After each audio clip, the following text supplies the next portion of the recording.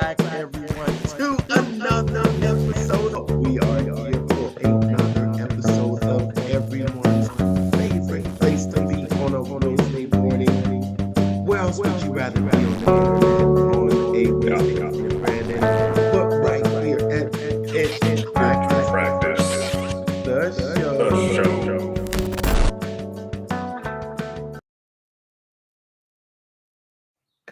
Welcome back, everyone, to another episode of everyone's favorite place to be here on a Wednesday evening, Pitch Practice, the show. Brandon, are you there with me? Oh, Brandon, can you hear me?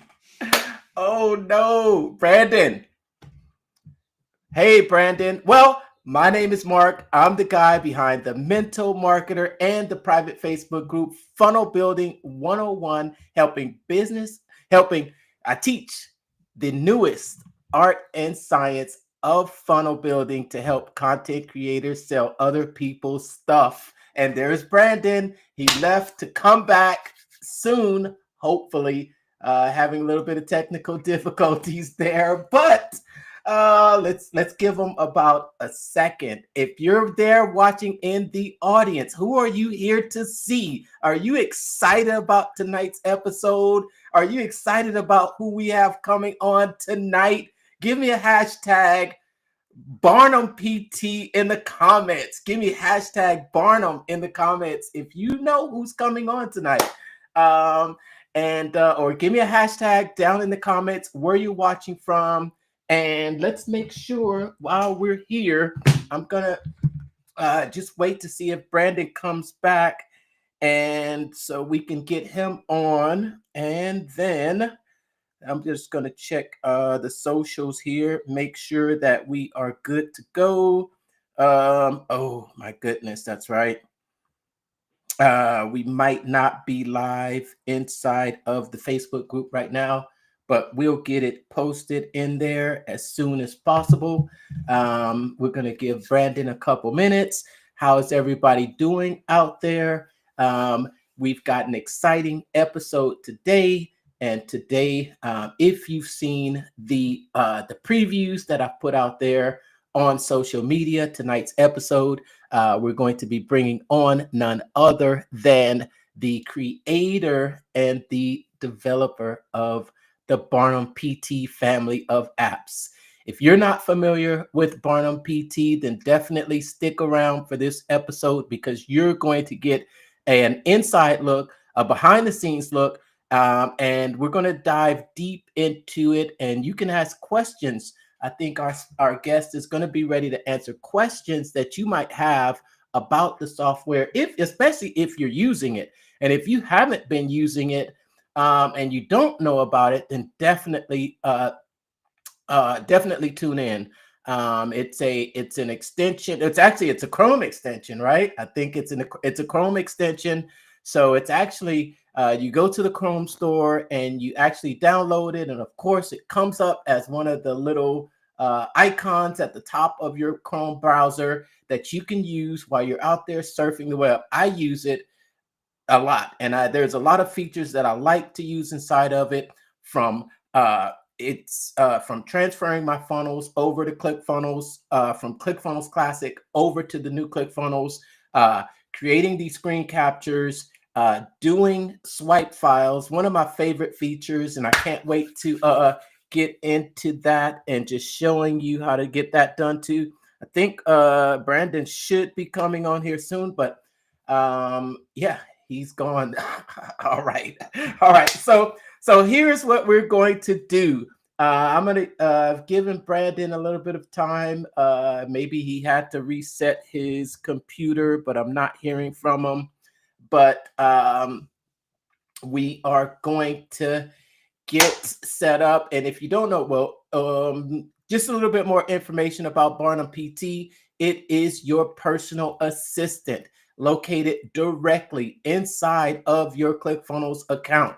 And if you're not using it, it is sure to change the way that you use ClickFunnels forever. And some of the features that are available inside of it, just just right off the top of my head, you saving pages. There's a new snippet option, color picker, image scrapers. It inspects the pages. It creates frameworks for you to actually funnel hack. Man, where has this BarnumPT been all my life? But okay, it looks like I'm just trying to talk to the air, and here we have pitch practice. The show. All right. All right. I'm not gonna say it. I'll be nice this week and not frustrated with and not cuss, because there was a lot of cussing as you were talking, just so you know. There was a lot of cussing. But it's like I say, I'm not gonna say it, but the common denominator. Yeah, the common denominator. But this app. But that's what it is. Yeah, here we are. We're 6 minutes in, and I've introduced myself. So I'm Mark, the guy behind the Mental Marketer private Facebook group, Funnel Building 101. I teach the newest art and science of funnel building to help content creators sell other people's stuff. And I'm Brandon, BKXX Enterprises, who absolutely hates Restream. I'm here to help you fix the digital plumbing issues that you have in your business and get your business found to fix those leaky pipes so you don't miss any deals. So welcome to the show. Leaky pipes. What's up out there? Give us a hashtag where you're watching from. Give us a hashtag in the comments, and we're going to bring on our guest, none other than the creator and developer for our BarnumPT, Wynter Jones. Hello. Hi. Thanks for having me on. That was a great intro. Like when you were talking about Barnum and you were talking to the air, I was like, no, keep talking to the air. I love the way you're talking about Barnum right now. Yeah, it's amazing. That's your baby, right? It is my baby. Yeah. Oh man, so excited. I'm so glad that you decided to that you agreed to come on with us today, Wynter. I know that at least I've seen you around online from back in. I'm just gonna kind of go back to when the new ClickFunnels was first released, and there was a there was a rush for people to go out there and develop this software that allowed people to transfer their funnels from classic over to the new 2.0.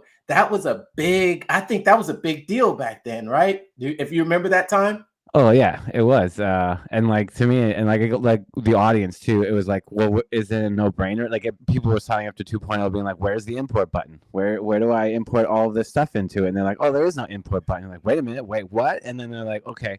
And then it was like, it was a scramble because like a few people did do it. Like I'm not going to name their names, but yeah, they made that, they solved that problem. And then I was like, oh, cool. And then I looked at it, I was like, oh, we could do this so much better because they solved the problem, but they didn't they didn't transfer the design all the way to what I wanted. So I was like, okay, let's do this my way on top of that. So I wasn't the first, that definitely wasn't, but hey, maybe second or third. Nice. So before we dive deep into all of this stuff and geek out on designing and coding, let's for the audience out there, who is Wynter Jones?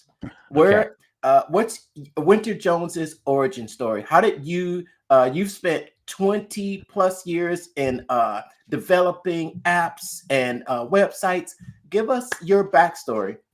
Okay, my name is Wynter Jones. I'm 36, going to be 37 this year. I'm actually, if you want to go I've never really gone this deep. I'm actually born in 1988. That's I'm a twin. I'm 2 8s, 8 life path. On the 28th, there's a lot of 8s in my life. But anyway, so like if you go with that, and then I was born in a small town called Idle Lake Ontario, Canada. Google that place. It's a mining town that once the mine shut down, the whole town shut down. So we were just left in the post mining town. So it was very, very small, less than 10,000 people. So my world of the computer was the outlet to the next town ultimately, because where I grew up for the first 16 years of my life was 100 kilometers. So you had to drive 30 kilometers up a road to get to the town. So 30 kilometers down, and then 200 kilometers this way, 200 kilometers this way. So you had to drive roughly 300 kilometers to get to the next town. That was actually where you could do see a Walmart. So I never saw a Walmart or any of these big things like that. And Walmart was super fancy. Anyway, so middle of the forest, me, little man with my twin brother, get a computer when we're 12 years old. And the biggest difference between me and what I saw with other people was that we always viewed computers as a means to create. So we were always creating something. It was always video games, whatever it was. We were destroying the computer, fixing the computer.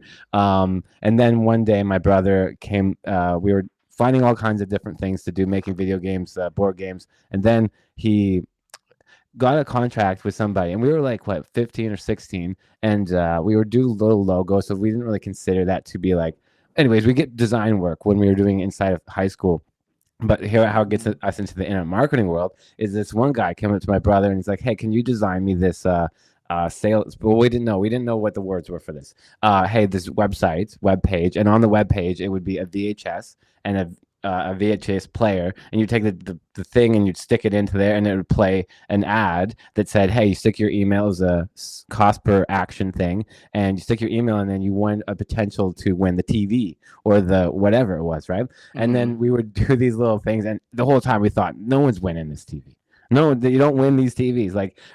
But then we asked them how does this work? And then they explained it to us, and that was the first glimpse into wait.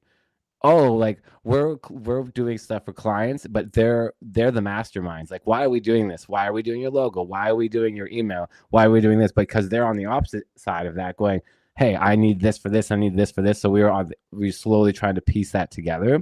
So I guess I'm going real deep here, and it will culminate at the end here. And then I want to ask you guys, do you guys remember your first OTO experience, your first one-time upsell experience on the internet? Yeah. You do? Yeah. And what on the internet or in real life? No, on the internet, where you bought something and then the next screen was, "Don't close the red text. Stop, don't close this screen, read every word," and you're not prepared for this. You have no concept that you haven't received your order. Basically, this is going back to what butterfly marketing was for Mike Fulsame. So when we bought his, he was the first one that showed us what a one-time upsell was like. And me and my brother legit had to stop and walk away from the computer once we saw that screen, because it was we just put in $200 with a credit card. We're 18. And then it says, "Stop, don't." And we were we had to stop and think about it and go, are we going to get this purchase? How is this going to work out? So so we all of a sudden became super analytical about what was happening in the process, right? So we got the DVDs. Does anyone know the butterfly marketing course? No, Mike Fulsame? Not familiar with that one. Oh, I've not, but tell us. It's amazing. So it's one of these OG courses that you'd buy, and it'd be a binder of DVDs. It would be super thick, and it'd come with 20 DVDs. So that's what we'd watch for maybe the next 2 or 3 years, was just these little seminars from Ryan Dice, Stephen Pierce, Michael Sam. Just that was our TV, so we were constantly doing that. Long story short, me and my brother got introduced to Russell Brunson, who is an amazing human being. And then at that time, we were building all kinds of little editors, right? So editor for this, editor for that. And then we were building something for another competitor, and then another competitor. And then Russell's like, "Hey, can you guys help us with our editor?"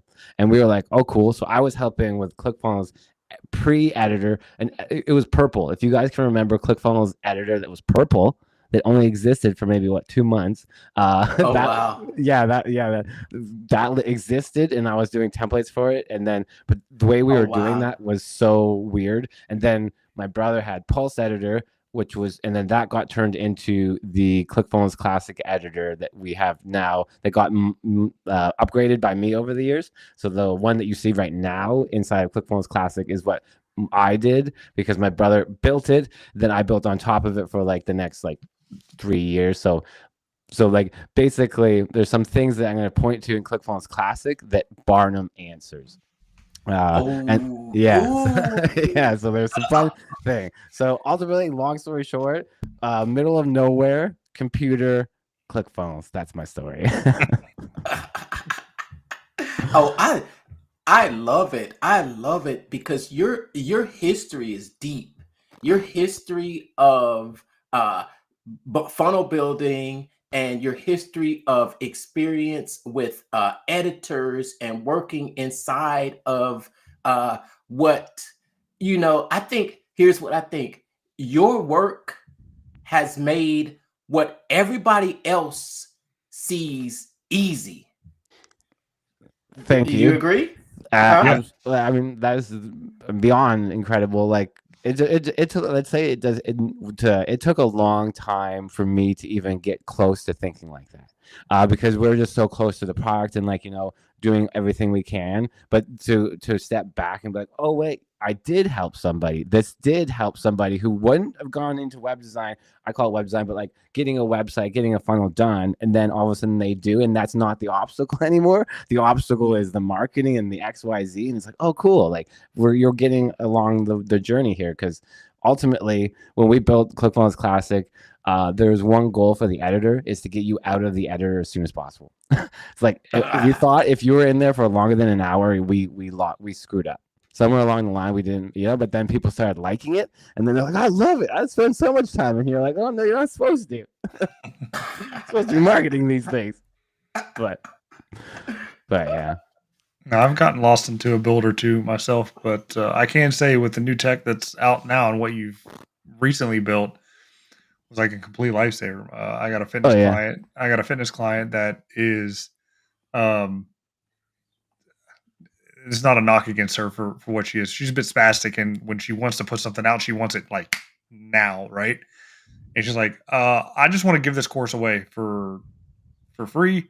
I'm like, no, we have to sell stuff because I don't get paid unless you sell something. So I put an upsell on the free deal. So it's like free course upsell to one-on-one coaching. Like I had to come up with a page to sell the thing on the back end. And I was like, pretty sweet template. I like it. It'll fit. Put it in there. Had all the lorem ipsum text on it. I'm like looking at it dauntingly thinking, what the heck am I going to write? I don't have time. Like she is already pushed this thing live, and people are coming to this thing and opting in, and we're losing potential sales. So I clicked the little BarnumPT button. It gave me the pop-up. I said long form sales letter in this format, move from pain to pleasure, and explain the program for what it is. In a text box, hit go, and it rewrote the entire page in literally, I don't know, 5 minutes, because I'd have the... Yeah, it must have been a long page then. it was a long page. And I say 5 minutes because it does take a considerable amount of time, because it is doing like it's a bunch of tech, but it is doing a bunch of processes. It's not just like one thing. I'm like, I was in my head, I was thinking, man, he wouldn't tell me this whole story to tell me that it didn't work at the end, would he? I was like, and then it didn't work, and I had to do it all myself anyway, so that was great. No, it worked, and I have the GPT API hooked up, which I feel pumped and proud that I managed to figure that nice and get it to work after, I don't know, being on it for like a year now, never figuring out how to hook APIs up to it before. But anyway, that made it super simple and easy. And it came up with some, I guess, decent copy in the sense that it flowed and made a little bit of sense. I probably do need to go in there and humanize it a little bit. But it did what it needed to do. And, like it is a good disclaimer to say, like right now it's the equivalent of asking ChatGPT with no context, like with very little context, hey, write me a sales page, right? Like you're gonna get that ChatGPT sales page out of it, right? And then and I think the rewriting is the best feature, because if you give, like, you can do certain things up to the page because it will read the page and try to infer a little bit. But yeah, like there is something coming up, and like it's well, I've showed a lot of people, and we're live in the BarnumPT group here, and so if you guys send me a DM if you haven't for the new thing that's coming up. But I'll give you a hint, and this one solves the copywriting problem. And this is so there's parts of BarnumPT that's me and my ideas, and then there's parts that are Russell's, and then this is a Russell idea where I like it's like I don't know how much I could say, like, okay. Well, I could explain the process actually. So what we do in this new part of BarnumPT that's coming up in the next one is we first ask you for your voice, your offer, and your avatar, and then a brilliant thing that we do is we let you brain dump it. So you just so you can type it out or talk it out, and then you brain dump, and brilliant idea from Russell, and then you take that brain dump and you answer a whole bunch of questions automatically or on the fly, or like we have a process, and then you generate really hyper specific copy for what you need, because then it goes through this process of like, and then it's a natural process. Like I kept doing it very technical, and I was like, oh, it's just not like, it's not flowing. And then Russell's like, yo, brain dump, and I'm like, what are you talking about? And I'm like, oh, he's so smart. Russell's so smart. But yeah, one thing that I can say though about at least my GPT is it's heavily seasoned based on the prompts that I put in there. And so since I've been working with it and have my own quote unquote Dan Kennedy GPT plus like nice. her I created a GPT for this person itself, for my client itself, based on her story and things like that, and told it how to write and her voice and things like that. So it knows her story too. So I'm hoping the API is pulling from that as well, because they're all my GPT, right, my account. So it did help. So it wasn't just coming in blind. So that's something to note too. When you're using ChatGPT and you use it for a long time, it stores and remembers all of your prompts. So you can season it in a sense of, it knows how to respond in the appropriate tone of voice. If you're writing copy for sales, or if you're just writing a letter or something like that, it will eventually humanize and learn. But it does take a long time, over a year. You can train the GPT. Yeah. Just by interacting with it, right? But it takes a long time. Yeah, but so my question, I know that BarnumPT does have the AI, the AI feature in it. But to me, I think that BarnumPT is just much more than just the AI. It is, yeah. And that's like, it's strategic because well, I guess it goes back to the Russell being a genius. So like I initially pitched him on one part of this idea. It's like, what if we gave something that was so over delivering that it's just like, you could just install it and it does so many things, and that what do you get out of this? You get a Trojan horse so that you can advertise to it. We can call it a Trojan horse. And what is it? Then like what's the Trojan horse? You get a Russell ad. That's what's coming in with the horse, is just a Russell ad. And he's like, what if we did that for the affiliates? And how do you so smart about these things? Like, so he basically took like what was beneficial to him and gave it to the affiliates, and then the affiliates get that same concept and pass it along. And he did the same thing with this new thing. So I'm just a little bit gushing over Russell, but yes, I can show you a big demo if you guys want.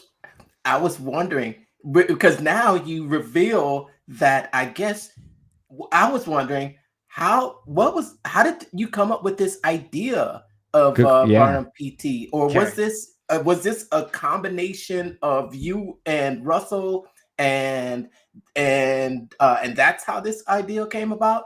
Okay, so very good question. So I guess I'll catch everybody up. So we'll go.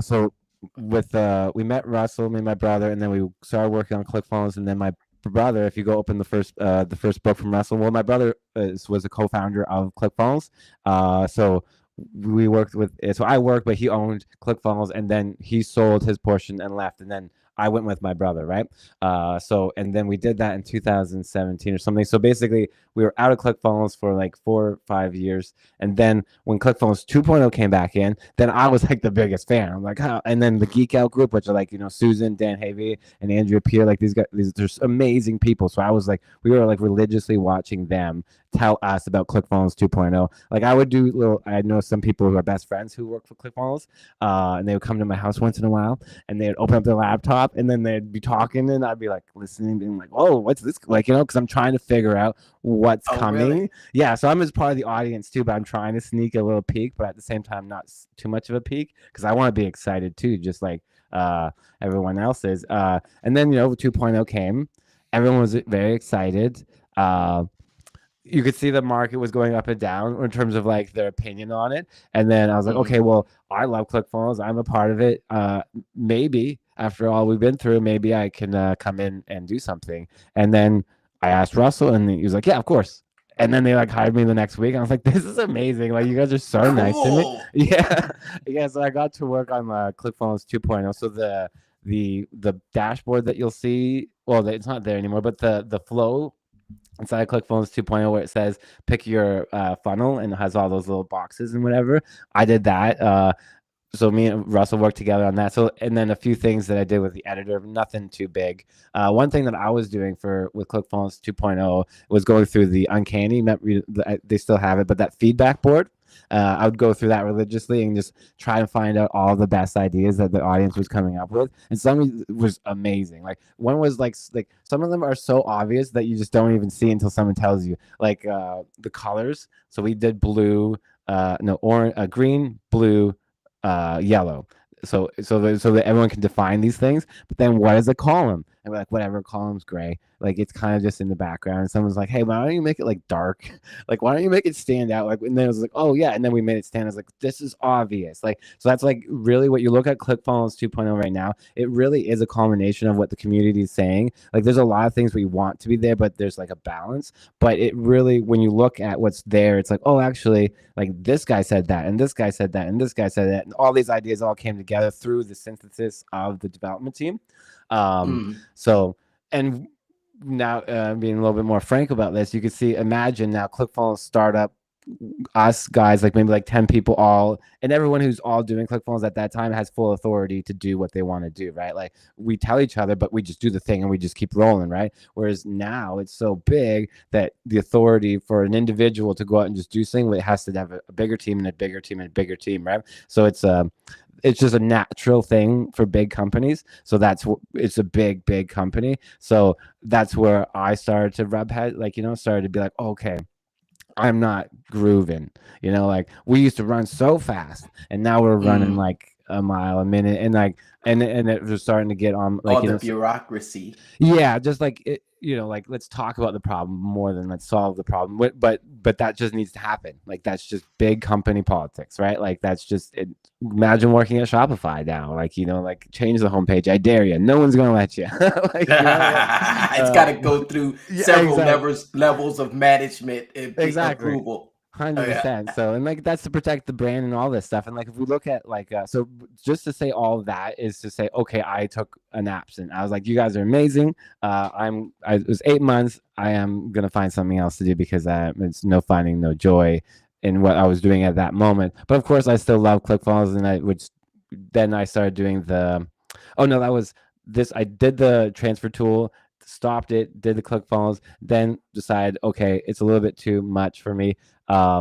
Then I was like, but the whole time, and I'm getting back to how I pitched this to Russell, because the whole time I'm pitching every idea to Todd, like, hey Todd, I thought of this. Hey Todd, have you thought of this? Hey Todd, like literally, that's just, I like to come up with ideas and then put it in their brain, and hopefully one day it comes out. And then I kept saying, like, did you guys know that like ClickFunnels 2.0 editor is prime for AI? Like it's like everything you guys have been doing, and then you add AI is just like, wow, it's made for each other. What's going on here? And then I kept trying it, and then I was like, and then we did the funnel race with the ClickFunnels ambassadors. Yes. Yeah. So I kept thinking, I'm gonna cheat at this. I'm gonna find a way to cheat, because it's like, how can we do it? And Danny kept winning. Like he's just like every time, and he's the host. It's like, how are you able to host this and have a better funnel than us, better copywriting than us, and you're going and making real leads and real sales like after the call? Like, how are you doing this? So I was like, I'm gonna win. So I thought, what if I built an AI, like just ask it to do everything for me? And then I kind of got like a prototype of that where it would click around, and I went overboard and tried to do blogs and like do everything. And then I was like, oh my God, what if? And then I started to pitch the idea to Russell. And here's why all this story is worth listening to for yourself or the audience.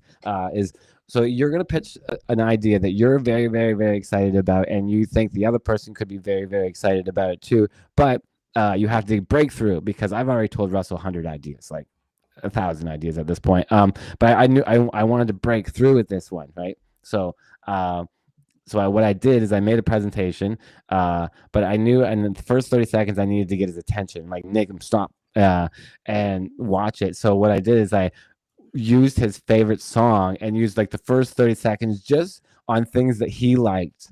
Then almost nothing to do with the idea at all. And then was the thing, right? So like, that's my advice to anybody. If you're pitching to somebody who you're like nervous about, like, because Russell's amazing, but like you can still get nervous, and it's like, how do you do that? So, you find the thing that even if it all goes bad, you can at least go like, that was kind of fun. Thank you for that fun little moment you sent me, But yes. but yeah, he loved it, and then but he loved the it doing the things for you, where you when it makes the funnel for you, it clicks around and it does all of this stuff for you, and like the autonomy of that. But yeah, I could keep on rambling all day.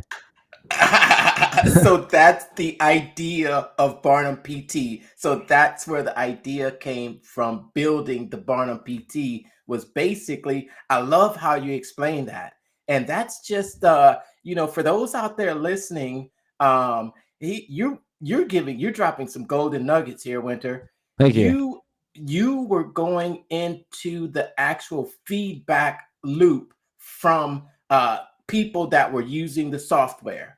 And you were going in there and you were asking questions, well, not asking questions, but you saw what people were asking for. And your goal was to say, okay, I see people are in here asking for this. Let me see how I can make this better. And what's happened is, you said it, that what it's become is a combination of, you said you had to balance, what the software can do and what everyone wants. And I think that's what's separating ClickFunnels, and that's what makes, as the intro, as the Chiron says, your funnel building superpower. That's what BarnumPT is. That's and I think that we've got someone in the audience that agrees with us. Woo-woo. Thank you very much, James. James, he says BarnumPT is lit, one of a kind. It's like a superpower just using it. It is, and I think that's unique to the ClickFunnels software too. But I don't know, because I think you also do it for one of the competitors too. We take from one of the competitors. I don't know. I think quid pro quo.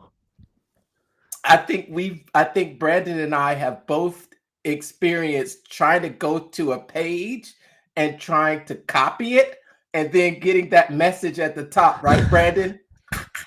Yeah, I tried to copy the ClickFunnels homepage. I'm not gonna lie. Can we do something about that? That's funny. I just wanted to see how they coded some of the stuff on there. 100%. A lot of it is custom coded because it is so very nice. I love the new rebrand and all of that fun stuff. So even if it did work, but yeah, a lot of we've got that at the beginning. A lot of like support tickets, like, hey, it doesn't work, and then you're like, that's Russell's page, and it's 2.0, but also it's Russell's page. Like, you could have at least acted like it was like, it's like, and that's Jenna Kutch's page. Like, you're not them. Like, we just know you don't have permission. Like, you're gonna get to it. But any way we could get that bypassed? Well, it would be. Technically, I thought about it. I'm like, it would be way easier to migrate a ClickFunnels 2.0 page to a ClickFunnels 2.0 page. Oh, that would be so easy.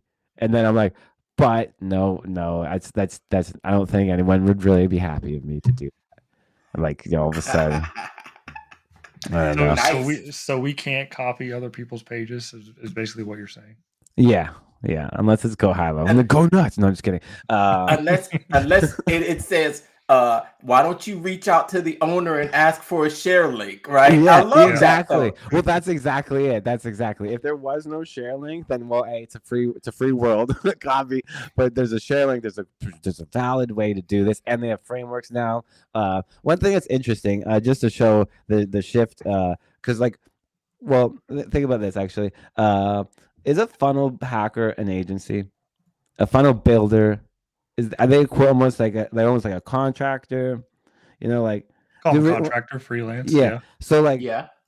the reason why I say that is because like here's a question, because we saw Go High Level rising up, right? We saw a lot of these things rising up, but like you can't predict what's going to do it. But Go High Level did something completely different, and which is the way they were going after the audience and just going after the agencies, and then. But here's one question that came to me that where I couldn't. It just was so. It was so not obvious to me. Okay, so you have a share link in ClickFunnels, and this ClickFunnels Classic. We'll just do ClickFunnels Classic because in 2.0, I think it does this. I'm not sure, but either way, you give a share link to somebody, it copies it there to your account, and that's that. Done. It's theirs. It's been transferred. That's that. And then with agencies, they're like, no, I give it to you. If you stop paying the retainer, you can't use it anymore. And then like there's like this like it's not there's a tether still back to them, and I was like, I never thought about that once, like that whole concept. I just when someone first asked me, I was like, well, why would you want to do that? And then they explained to it, and then I was like, oh, agencies, oh, it's a different word for the same thing. Oh, and then and I think that's where we're with 2.0 is like that's why we have all the opportunities and like all the things that are a part of it, because it's like, oh, we're really the same audience, just different label and a different desire, but actually same everything, same, right? So I don't know. I think it just showed the like evolution of our minds, because we're all funnel, and then agency plus funnel is like, whoa, where are we now? Like now they have AI agents. That's wow. It's a wild world. Nice. I've got a ton of questions. I want and also we want to we definitely stick around, because we want to get into share some screens, show us some of the magic that is Barnum PT. But let me ask you something. Are you a marketer? Before, yes, like when I first started, like so I started as like a web designer, and then once we started doing the internet marketing thing, before ClickFunnels, I would be selling PLR WordPress plugins. So I would I could tell you real quick how I did that. So then this is probably, I don't know if you can replicate this, but it's the same thing as, so back in the day, we'd have forum marketers, forums, Warrior Forum, Digital Point, and Site Point. And there was a few other ones, Black Hat World, if you want to be crazy. But you go, yeah, exactly.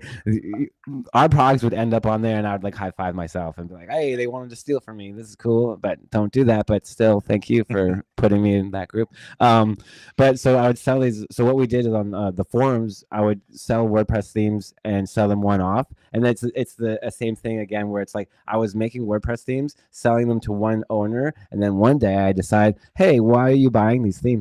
And then they're like, oh, I go and put them on my marketplace and I sell them for $30 over and over and over again. I'm like, I sold it for you for $500. Like, you're killing it. And then so you start to learn by just doing these things.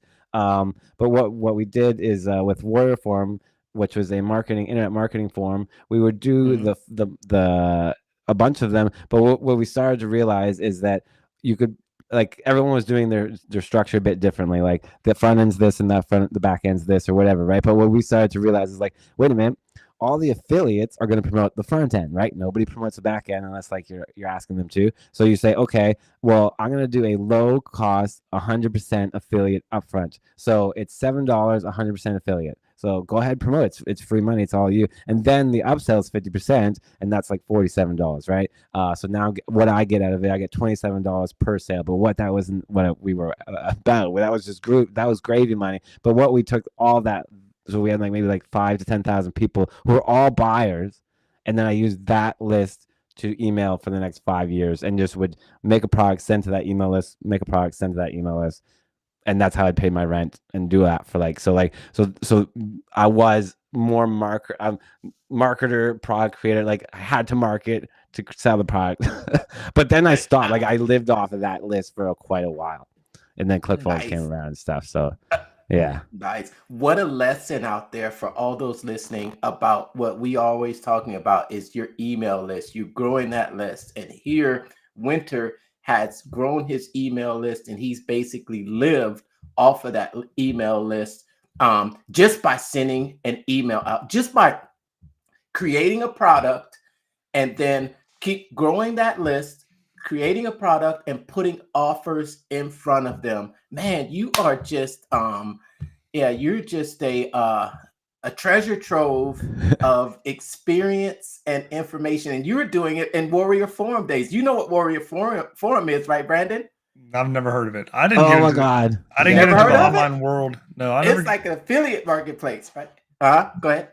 I didn't get into the online world until 2020. Really, I mean, I was selling physical products, cars, and insurance. It wasn't until the pandemic happened that I, dove into it. And Wynter, you asked, the time before, when did you, first notice your OTO? And that was when I got the Closer Survival Guide from Grant Cardone. So it was, the free plus shipping book. And it said, wait, your order's not done. Sign up for this mastermind. And I don't know. I don't think it was free. I think it was paid. But I bought that, and then it was another upsell to go to GrowthCon. So, that was my first. You bought both? Yeah. So I bought this like 6 weeks mastermind deal, and then during the mastermind, he sold the ticket to GrowthCon, and I was like, screw it, I'm going to GrowthCon, and that's all true. Then I found Russell after that, and did his deal, Traffic Secrets, One Funnel Away, ClickFunnels, and then Funnel Hacking Live 4 times. So that's freaking amazing. So that is the most internet marketing way to get into this. Like I went through a funnel, and then next thing you know, I'm at an event. Next thing you know, I'm introduced to another person. Next thing you know, I'm through another funnel, a better funnel maybe. That. Well, Russell did pull me out of the Cardone world. Not that I don't like what Cardone's doing. I think they're both dope. They're just different flavors of the same. Absolutely. But another thing. So when I had this email list, right?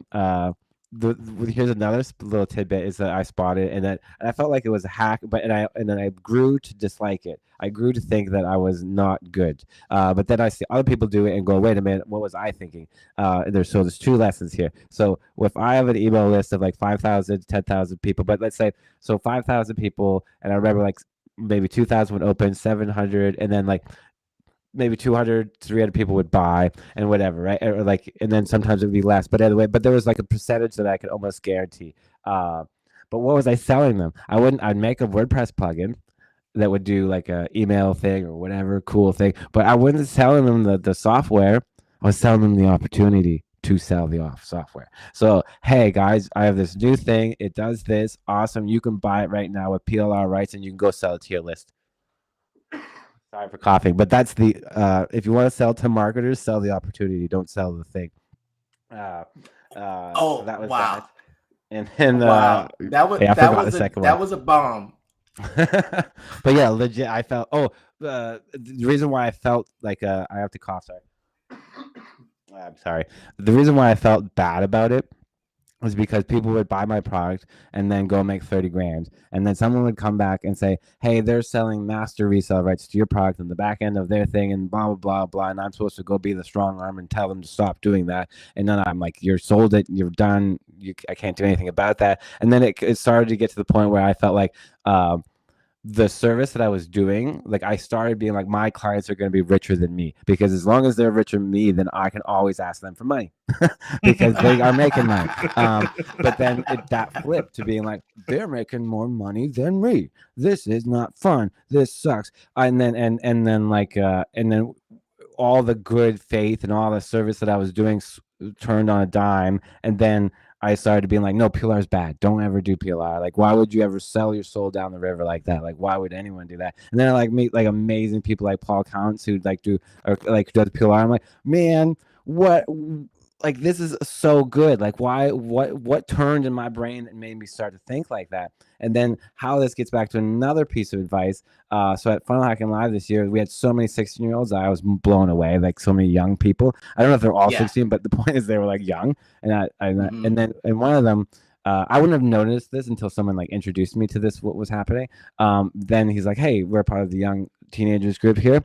Do you have any advice for someone who's like 16? I was like, well, I've been doing this since I was 14. So like, I do actually. And then my brain went straight back to the PLR. My brain was like, oh yeah, you idiot, man. Like if I went straight back to going to old Wynter and being like, the problems you solve today are the same problems you're going to solve in 10 years from now and 30 years from now. Because for some, like, if you think that today, tomorrow's market's going to change and it's going to, like, that's what now everyone with the AI, we like, it's hard to like dismiss this and be like, we don't know. It's like, man, 10, 15 years ago, we thought the same thing. Like we thought maybe WordPress is going to go away any day now. Like, you know, like it ain't going They are nowhere. getting sued. What's that? I said they are getting sued. Oh yeah, Right, but that's WP. Matt Mullenweg's problem. I think it's WP Engine, right? Yeah, Yeah. yeah, what a guy. But that's yeah. interesting. You're talking like a vet over there, Wynter. Yeah, well, I'm with the vets, you know, it's awesome. Yeah. So like fucking sorry, I swore. But yeah, ultimately it is because like if we deduce that into what does that mean is like you're solving time or lead sales and relationships. There's but people, process, profit. So but you solve one of those things. So like every product I sold was like, is it getting you leads, is it getting you sales, or is it saving you time? Like it's like, and is the opportunity transferable? So reduce it to that. That's the marketing Wynter right there. I love it. I love it. I love it. It's not just, it's interesting because you're great, you creating products, you're a creator, but then you do have that marketing knowledge, that marketing instinct, and that's important. I don't think that you can have, I don't know. Do you think that with Todd and Russell, for example, and you know how Todd is more of the developer, and also Russell always teaches that you know, you need to have one that's the you know, the coder, the developer, and then you have to have another that's the attractive character. You know, someone that can get out there, and as Russell likes to call himself, the dancing monkey, right? Yeah. And what do you think about that? That whole you know, that whole kind of someone that can actually get the work done and is into it, and then the other one that's more of the face.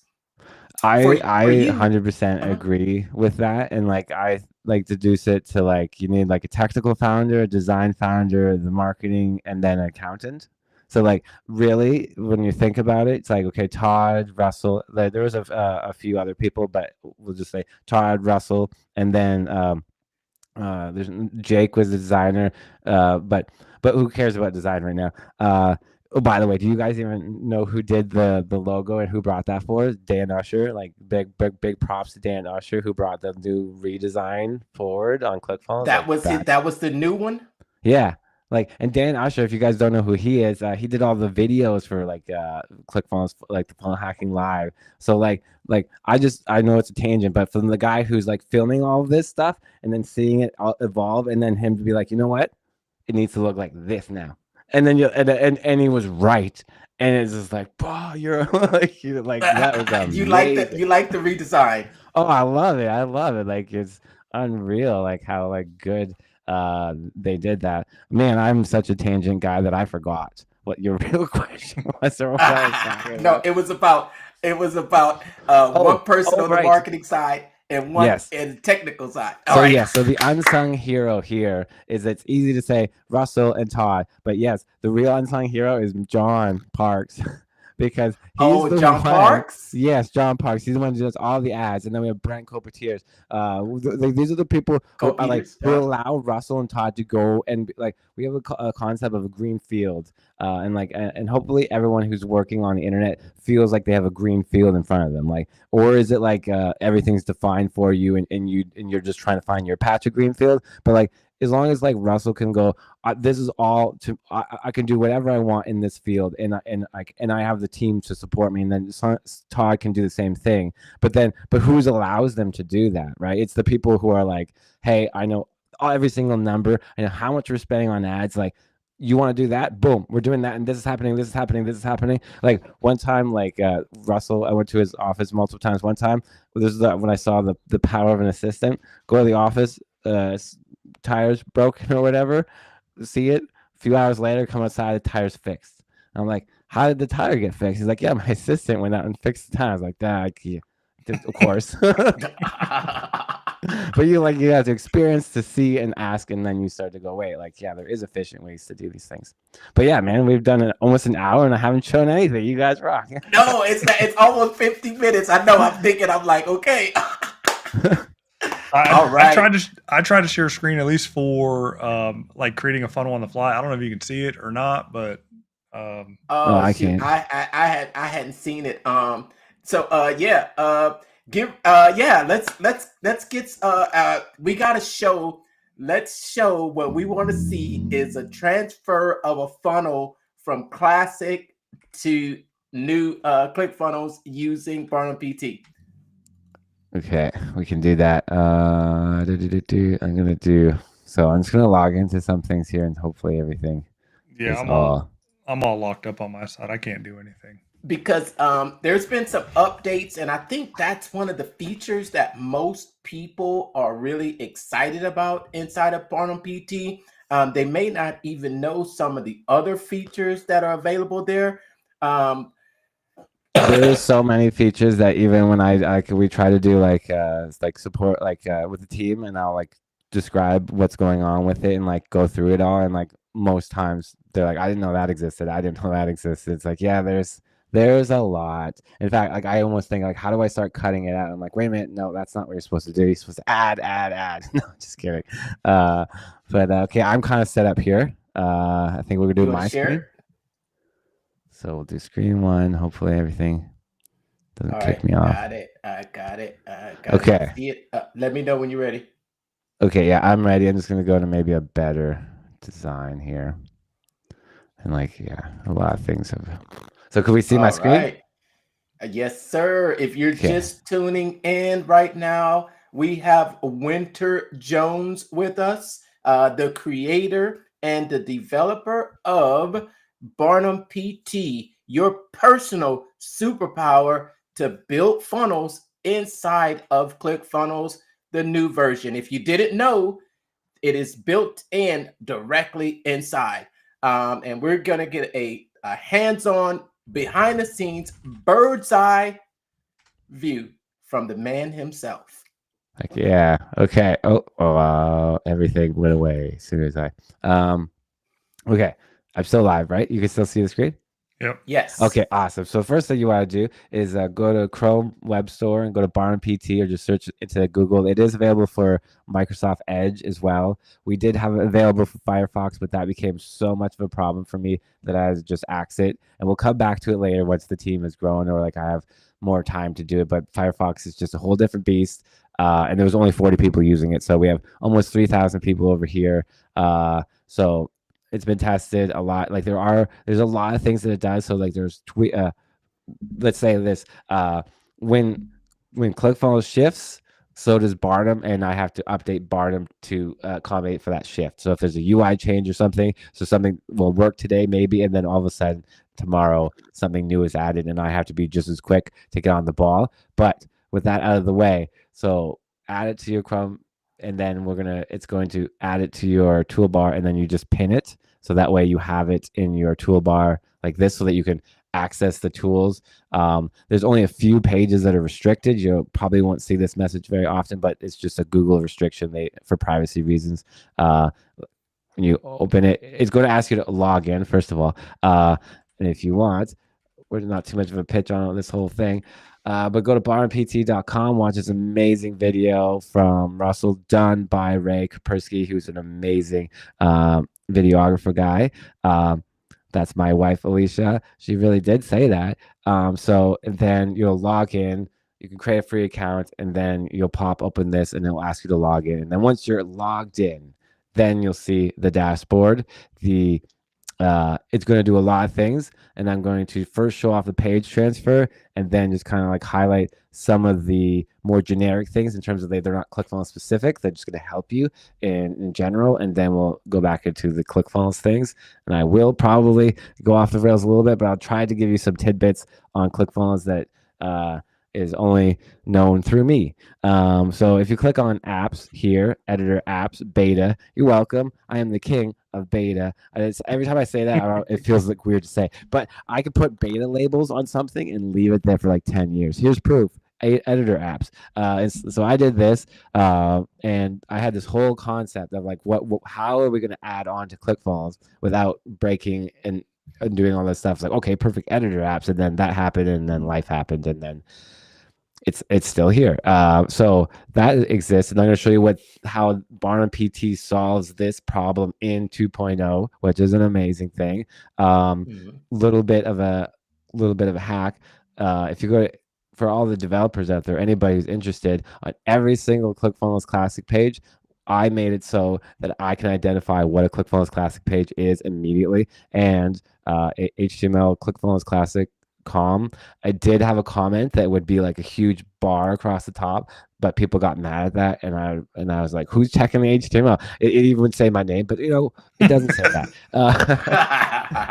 But you want to leave your stamp on it, right? Oh my god, I have some stories. I'm going to show you an Easter egg later, but I added an Easter egg to the ClickFunnels Classic homepage, and at one point, Todd messaged me. He's like, "Why are we loading up the Batman theme song on the sales page?"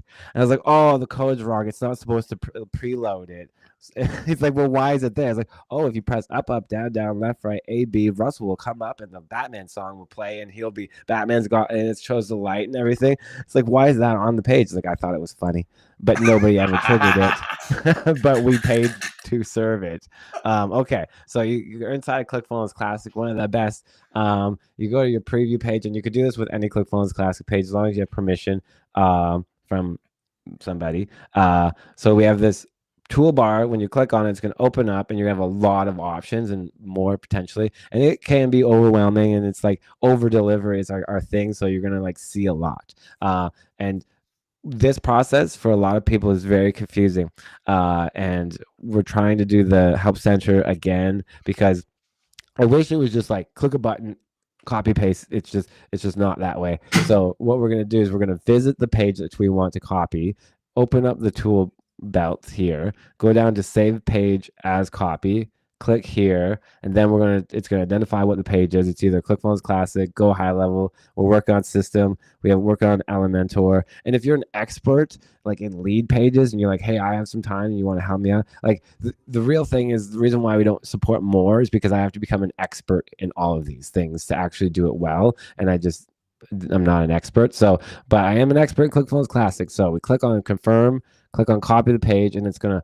quickly go to the bottom of the page and then go back to the top. The only reason it does that is once it's trying to load up every single image on the page. So it does a little bit of song and dance. If it's a long page, you'll see it go down. And then it's going to give you some recommendations, which is really not too helpful, but it is kind of there to be like, hey, certain elements don't work, like the social share, the Facebook comments.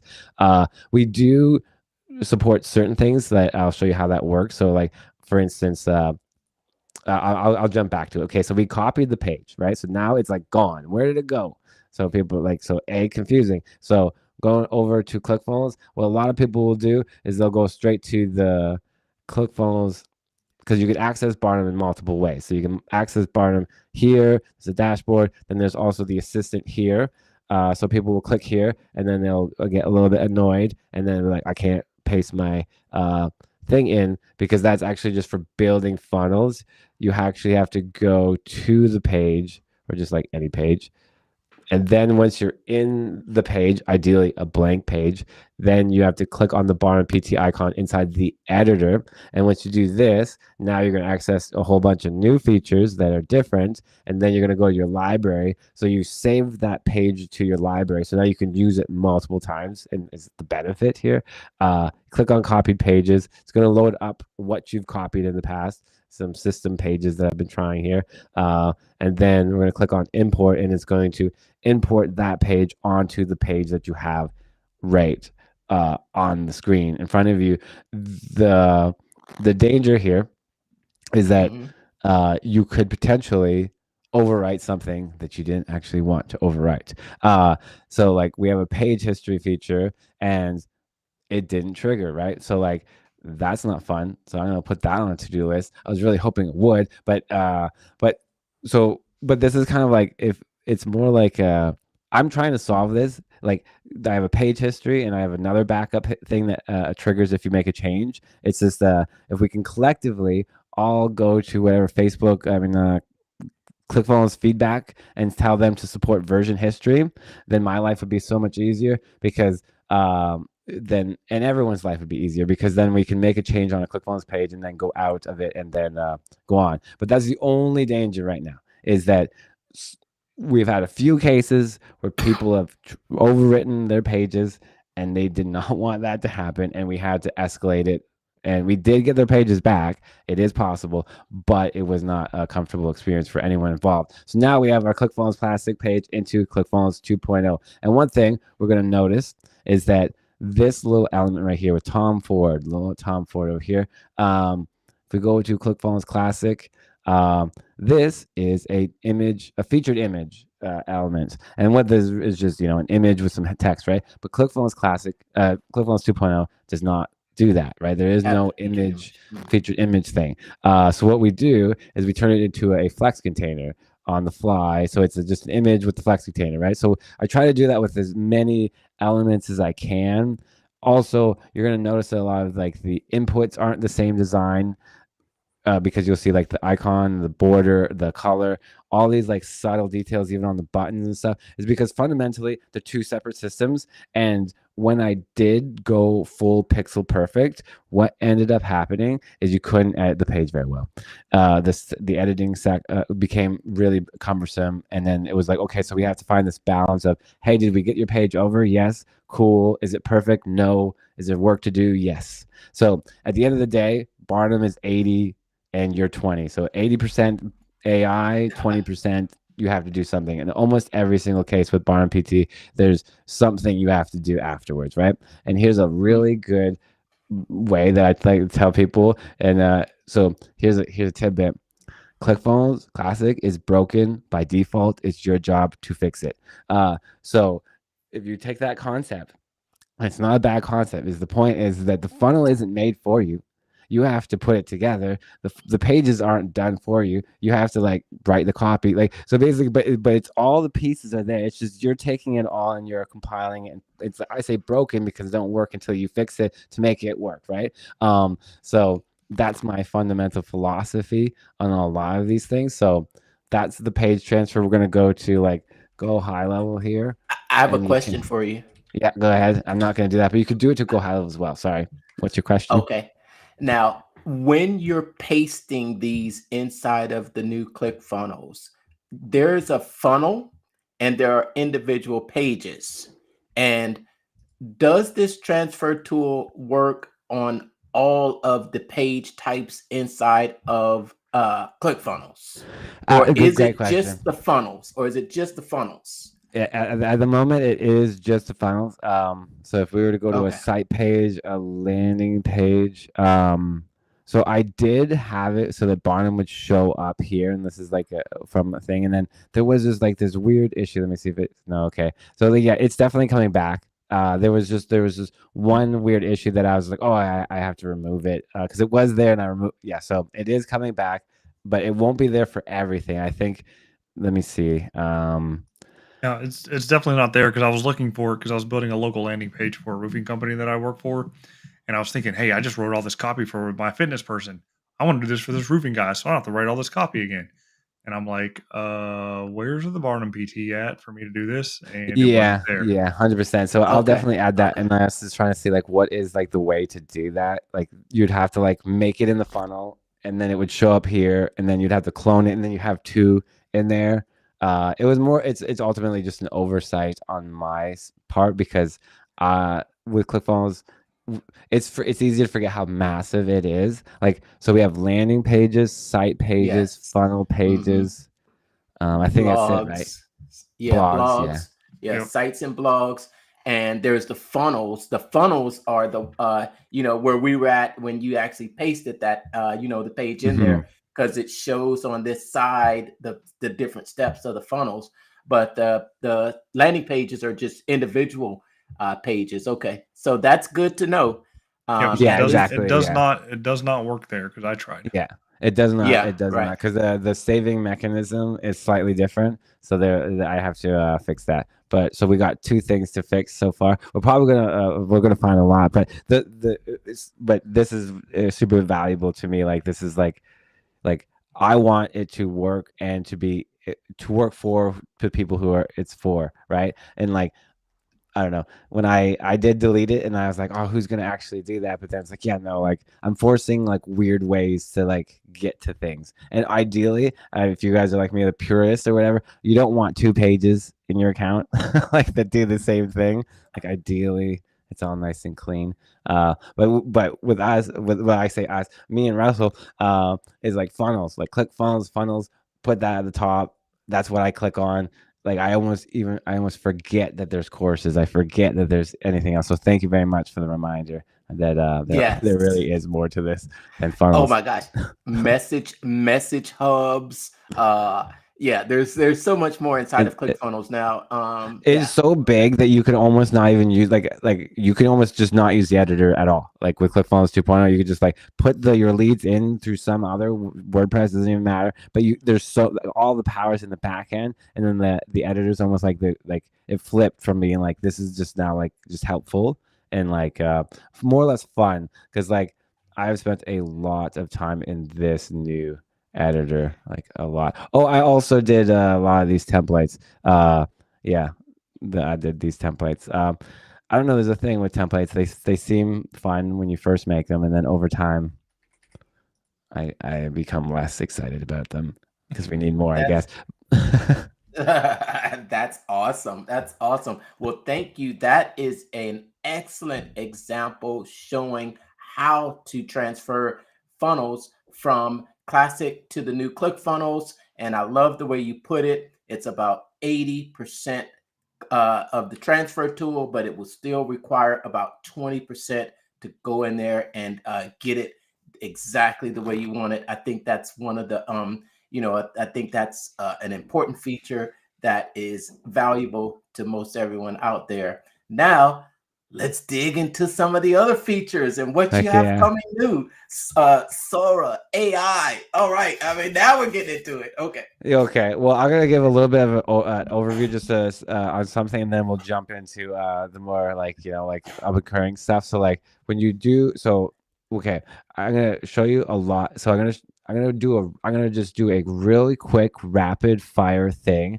and I'm gonna high level a bunch of stuff just because I really want to show people how much there is inside BarnumPT. So if you go to BarnumPT, there's a full page screenshot. There's a viewport screenshot, which is just a visible thing. Take a screenshot of a section. So if you like something, like I personally love this website, so like this is a great section, like boom, just the way they have everything there, and now it's saved here, and then we're going to put all of our data into this thing, and this is locally. Well, the data used to be locally, now it's hosted. We host all the data for you, so that way if you go to a different computer, it's going to be there, but you're going to have it all inside of this dashboard.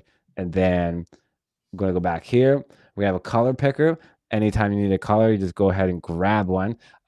Then you go back to here, and then you'll have all your colors here, and you can put all your colors and your swipes and your screenshots into a folder. If you want to go a little bit more intense about your colors, you can open up the color picker thing, and then you can move this around. You're going to get your hex, your RGBs, your shades. You have a little contrast checker right here. You always want to make sure that your contrast color is passing for small text, large text. It's not required, but hey, make sure people can read your website. Then we're going to measure something, which is more or less just because it's tool belt. You have to have a ruler. That's just really why it's there, because you have to have a ruler. But the inspector. So you go on a website, like let's go to Dan Kennedy. Let's go to something cool. Okay, so we're funnel hacker Dan Kennedy today, and then we're gonna open up our inspector here, and then we just want to see like what's going on with this button right here. Okay, so if we clicked on it, we could see that it's an A tag, which means it's an anchor, it's a link. We can see the padding here, so it's got 25 on each side, it's got 10 at the top, it's 700, and then we can start copying the font size, some of these things. And the reason why I have these ones specifically is because it's meant to be like copy this and go to ClickFunnels 2.0 to just copy those in. So I didn't include. So these are like flex things. But either way, and then you can check out like different parts of the page to just kind of like narrow in. You can grab the fonts, and then if you want to check out what colors are on the page, what fonts are on the page, and if anyone's a developer, they're probably looking at this. This is what the box model is right here, and they're probably like, well, that's cool, but like I have access to this all day. It's like, well, not everyone's a developer. So if we go inspect and then we do this, this is what developers get all day. They do this all day, and then they get the box model right here and all this stuff, but it's hidden inside the browser and no one looks at it. So I took that and made it available to basically everybody who's using this, right? You gave it what's called a GUI. Right. Yes. Exactly. And that's what the same thing they did with Windows. That Windows revolutionized it because it gave it a graphic user interface. My God, I was watching some documentaries on graphical user interface. The Alto, what is it? No, it is insane. When they first came out with the GUI, the concepts that they came up with are exactly the same as that we use today. Like drag an icon to a folder to here, and it's like what they defined it, and then we just stuck with it. No one innovated on it. Isn't it wild? But you're exactly right. A GUI to a lot of these. To this particular thing of being able to funnel hack, and then I'm gonna keep on going, okay? Awesome. But it's awesome. Just like rapid fire because there's so many things. So if your image you have to grab, so if this is good if you're like a client and you're their one website and you need to move it to their next website, right? So you just scrape all the images, click here and download it. And I did have it so it's saved, but then after a while I was like, wait, like we don't know who owns these images and whatever. You're transferring these images, so you're going to download them. That's what that is. A new snippet is just real quick if you like something, and then a snippet, and then you put it in there and then save it, and then you can access that, and I'll show you where you're going to access it. So think about this toolbar when you're outside the ClickFunnels editor and you're on the internet doing this, and you're grabbing screenshots, you're grabbing colors, you're grabbing whatever, you're doing it because you're going to go back into ClickFunnels at some point, right? And then you're going to have access to this stuff, okay? So it's not just for no reason. You can go to the responsive mode, which is kind of like, just a quick way to like check out some different views on your thing. And like, it's not the best, but again, that's all I'm doing is taking the inspect thing, what developers get, which is the better version right here, but this is what developers get. So I'm trying to like allow the average person or the funnel hacker to use the tools that I get to use. And then live drawing, if we like something about the page, we can draw on it.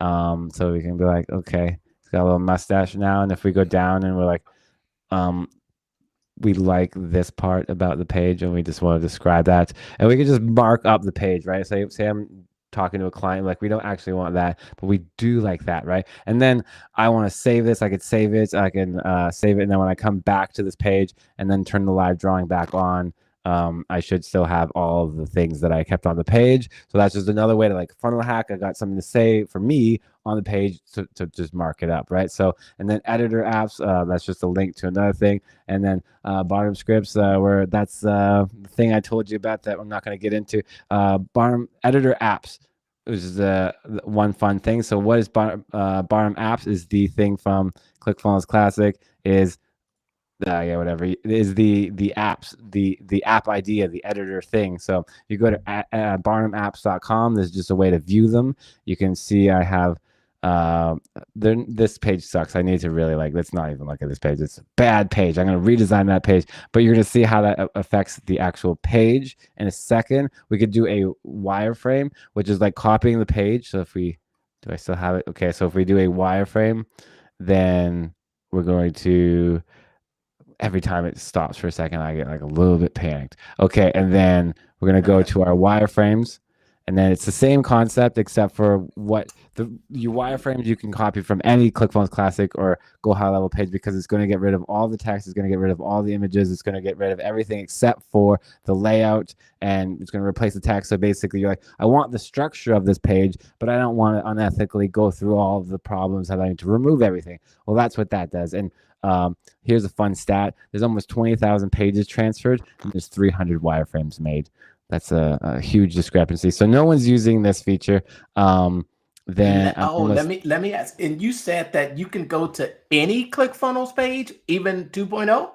I want to. Do you think it's worth doing that? Because I really do think it is, and I want so that you could make a wireframe of ClickFunnels 2.0 pages. That's 100% doable and ethically allowed. I would do that. Wireframe. If you ask me, if you ask me, I think that the value in that would be the Russell's funnels. Actually. Hell yeah! To be honest with you, right, Brandon? Yeah.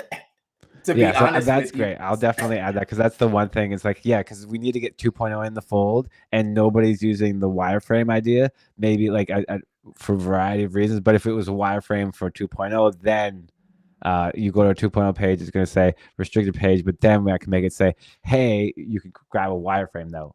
Go nuts, right? Like click here to grab the wireframe, and now you have the headline. And we're dealing with a ClickFunnels 2.0 page, so the 2.0 page, so we're going to get a lot closer to it. Whereas if you like, a lot of people with keen eyes are going to be like, oh, the things are different. It's like, yeah, they are. But if it was 2.0 to 2.0 with wireframe, then we're golden. So that is awesome. Heck yeah, guys. So, and I think, oh yeah. You had said something, and I was thinking, absolutely. With the using Russell's funnels, I think he's got some great funnels out there, and I think that I look at them and I'm like, wow. Yeah, monitoring the stats. Oh, see, like, oh my God, did I? Oh my Lord! No, it's because I'm gonna see. Sometimes I always forget him. I admit, or is everybody seeing this? And it's like, no, it's just me. Oh, thank God. Okay, so if you go, so now there's another place. So that what I'm gonna go through all of this stuff, and then because we haven't gone to all of it, and even at this point, most of the teams like, there's more. It's like, yes, there's more. So we're gonna access BarnumPT through this drop down, right? And that's going to give you all these access features. We're going to click here, and then we're going to access our folders, our swipe files. What is a swipe file? Well, holy crap, I forgot about swipe files. I wasn't prepared. We're going to come back to that. This is one of Russell's favorite features. And if you have any feedback on swipe files, let me know, because Russell wants it to be the best thing, and I want it to be the best thing. I love it. Do you? Yeah. How many? Because I think you can add screenshots in there, and you can add other documents. Can you add other? And you could make. Can you share in swipe files? Because can you share? Yeah, you can. There it is. Yeah, you can create, because like that if you go, I'm pretty sure it's available to everybody. But Russell has literally had 250 of them, I think, and you just click a button and it immediately injects them all into your site. So I really should be leading with that. Hey, do you want to get 250 Russell swipe files from Russell? Go there, click a button, and boom! It's so much. Like, what did you hit to share? What did you hit to share? Bless you. I think I'm not sure. I think it was always there because that was like the idea is that Russell's the whole thing. There it is right there. His to you. There's the share. There's the share up there. And you could share a category. So you could share a single one. So here's the only bug that is annoying to me, and Russell's pointed that too, and I think everyone who's using this would agree. So it's like, okay, I'll explain it. So we're gonna stick here at our swipe files. I was gonna totally bypass it. Okay, but we're gonna make a new swipe file. So we're gonna call it. This is a category. So the reason why we have categories is because we were like thinking like webinar, right? Like, or whatever. Webinar. Why didn't it create it? Okay. Oh my God. We're not going to get upset about issues, but we are going to catalog every single time it doesn't work. Okay. So imagine that worked. Like, by the way, guys, I get emotional. I'm not emotional about this, but I'm the only one doing this. Like, there is no one else on this. And there's no other designer. There's no other coder. everything you see in front of you with anything with Barnum is 100% me. So I have to fix every single thing. And so that was a bummer that didn't work. But we have a category. So imagine we called it webinar, and then inside that category, we're going to have multiple websites, right? And so we're going to have a funnel hack of BarnumPT/free, and then we open that up, and we're going to have multiple things like, what do I call them? I call them tabs, so that we can have the funnel, the advertisements, the emails, or really whatever you want. So like in my mind, emails, and then we're going to add things to these tabs. So we have to click on it. So the biggest annoyance that I got to fix is that issue, but this annoyance that it collapses the tabs constantly, which is making it so that you can't see it. We also have a new UI that we have an idea on how to, so this is going to get a lot of love. But so we could take a screenshot and we can move it up or down. We could delete it. We could add annotate if we like a certain part of it. And so we can add some a little bit of notes here. We can't give it a title and description. Oh my gosh. Oh my gosh. So yeah, and then I like your reaction. It's very encouraging because I never know about these things. I'm like, Russell, is it cool? Like, and I never know. And then you can add them into different tabs here, and then move the tabs up and down. There's a more that I want to do here, and I think the main annoyance here is like, you have to save. So we're gonna make it so it auto saves because it's really easy to forget that. And then here's the main annoyance: is like when I want to add a new screenshot, so you can add a new screenshot from your screenshots, or you can upload an image if you have a specific one, and then you're going to add an image, and then it's going to just close all of the tabs on you, which is just it added it at the bottom. It's just so it's a little bit of the UX issues, I guess, why I kind of tend to avoid it in my mind, because I'm like, oh, there's so much value here, but that's what happens. I start ranting. So if you have feedback on that, definitely send it to me, because it is one of these things where it's like, there's so much love around swipe files, and like when you have a good swipe file, you want to keep it, and like, so like definitely love everyone who is viral videos. Oh my gosh, I just heck yeah. Oh, yeah, definitely. Okay, almost done. I apologize that if it's like seems like too much, but I just want to get the full scope out of it. So we're gonna continue on. So folders, swipe files, screenshots, color snippets, put all those together. You can organize them inside of a folder. Why would you want to do that? It's just to kind of like, in my mind, is more about like maybe a color palette, a client, just organization in general. Our copy pages exist here, so if we want to delete them, our wireframes, our offers. So now I think we've gotten through everything that the toolbar will give us, and then this screen. Can I ask a question real quick? Snippets. I didn't see an example of a snippet, or maybe I missed it. Yeah, no, I went because okay, yeah. So you can go to anywhere at any point in time and click here, and then add a new snippet. This is for Backstage Pass members only for this particular feature. There are some features that aren't, and when I say Backstage Pass is that's the premium version. It's $27 a month, and it's, if you are interested in any of this stuff, it's definitely wise to sign up now, because we are increasing that price, because we want to do way more AI stuff, and at that price it doesn't really allow us to do it. So it is increasing, and if you use it with your OpenAI key, that is eventually going away. But if you're using your own OpenAI key existing, we're not going to take that away from you, no matter what we do. So like Brandon said, he's using his own API key now, which is great, and it means you can pay for the charges, and then we do more things in the future, and we're just going to keep letting you use that. But it's unpredictable how much it's going to cost anybody. But anyway, so the snippet feature is you grab something. So let's just grab, we like this, and then we're going to go ahead and say Dan Kennedy, and we're going to save that snippet. And the idea is just so that we can have it. And I'm going to show you where that all comes into like actual usefulness, because like right now I saved it. I can go here, click open, go down to my snippets here, and I have some, and I can click here and then just like add it to a folder, start typing here. So like super simple. And since it's so simple, I was like, why not just throw it in behind the backstage pass? And then we're gonna use it. Okay, so we're just gonna skip straight to all of that, and we're gonna use it, and then we're gonna go to the last bit. Okay, so if we go back to the editor, and then let's just, for cleanliness sake, let's go to a new blank page, and then my favorite is just gibberish everywhere. And now we imagine we've got some colors, some screenshots, some snippets, and we're ready to go. Okay, so if we click our little Barnum character here, we have some options. We can create a new page. We can try these things out.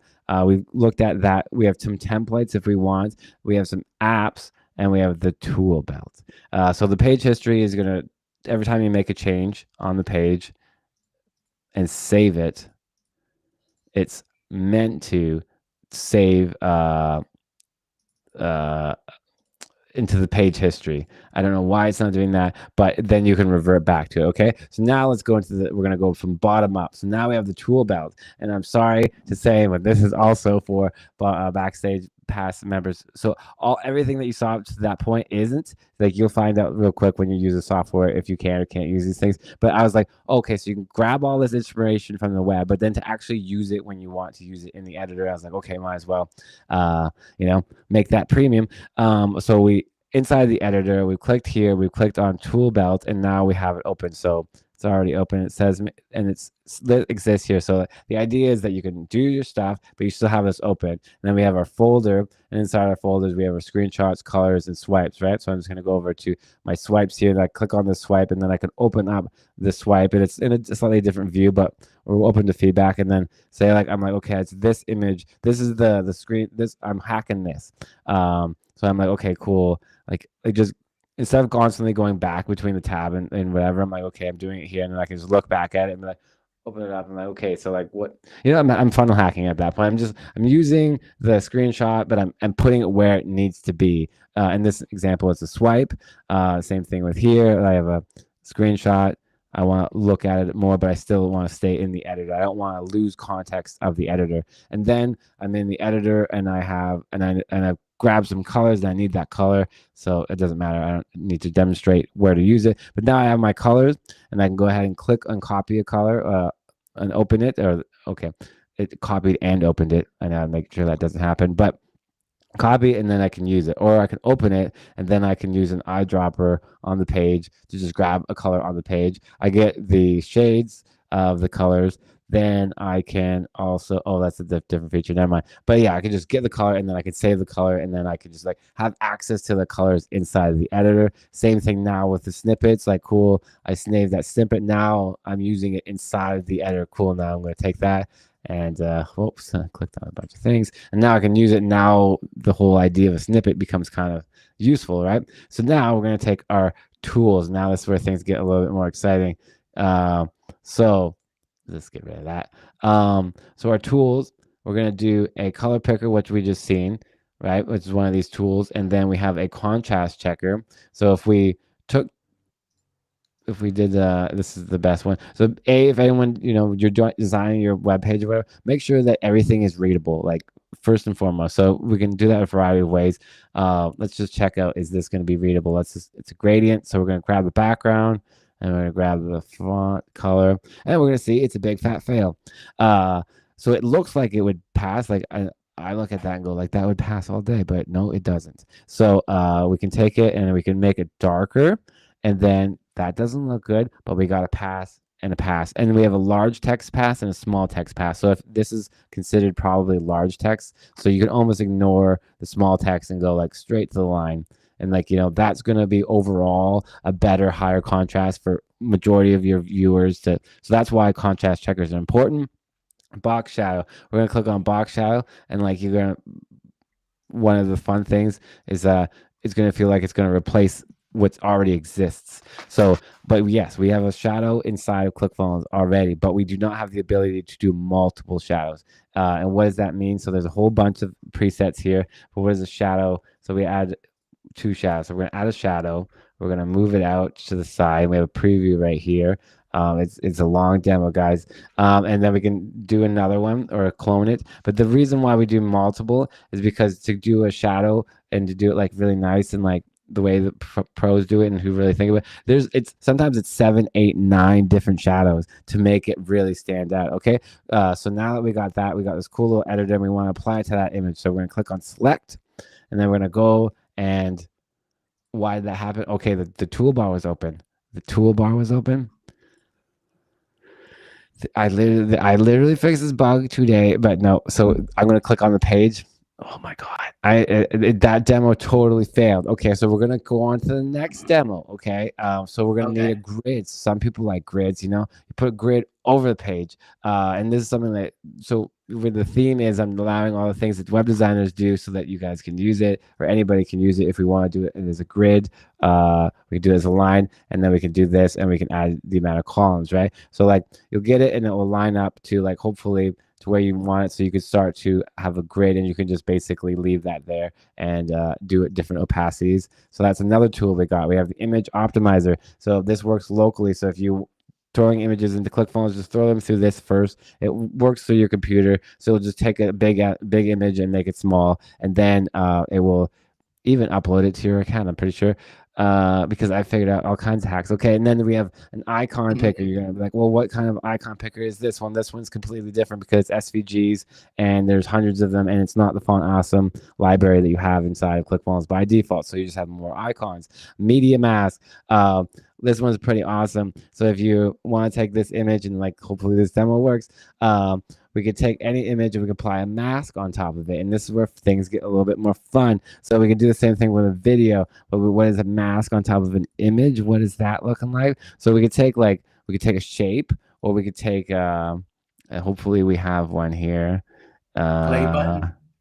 Well, this right here. So this black. So what we're going to do, and hopefully, okay, so we're going to do this image here and then apply it. The preview didn't work, but I'm just going to hope that it wants. So if you don't know what an image mask is, hopefully it's going to work, but I'm not confident now all of a sudden. Yeah. Here, this is what happens. This is when you get into a problem, you click here and then you go, that is the problem. It failed to apply the CSS, and then we have more work to do tonight. So we're just going to keep on going through the things, and the image is gone. Nice. Yeah, but like, oh my gosh. Okay, so the image is gone, but you know what? Maybe it was never there in the first place. So media mask, there are certain things that like. So here I'll just what it is it's a part of this. You could do this for videos, images, and like whatever. But the idea is you're putting it over top of the image, and where it becomes even more interesting. Hopefully, it will just do it. Oh, the preview. But you can imagine that where the black is where the video is, right? So like it's a really cheap effect once it works to do something cool. Understand. Yeah, I understand. 100%. Okay, and then CSS grabber. This one's hardcore, and we're just, but I'll just show you like this one. It's for the nerds. Okay, I don't know why that issue is happening where it's selecting the whole page, but if you wanted to figure out what is the actual CSS for a button or a link or whatever, you click on the element once it lets you, then it will give you all of the CSS, and you can use it as structure or the actual thing. So that's more for the hardcore people. And then text effects. This one will work. I literally tried this one already. I mean, obviously I tried them all, everybody. Okay, so what we're going to do is we're going to take this headline, we're going to apply some gradient to that text. So and it's the same principle as like the text or the clipping of the images, but we're clipping on top of text this time. We can change the angle, and we can apply it to the only bold. So if you wanted just the bold to be the gradient or the whole thing, an image. Oh, if you wanted to put like an image, like some fire in the background. So now it's working. So it's going to allow me to select certain elements that I should be able to select. So select an element on the page, select the text that you want. So select that. And now that is selected, now we can apply the CSS. And then what this is this is a tool about thing where I'm like, how could I add features on top of ClickFunnels? And it didn't work because oh my god, I am like the jolliest guy. Like it's same problem. Okay, we could fix this right now, but we're not going to.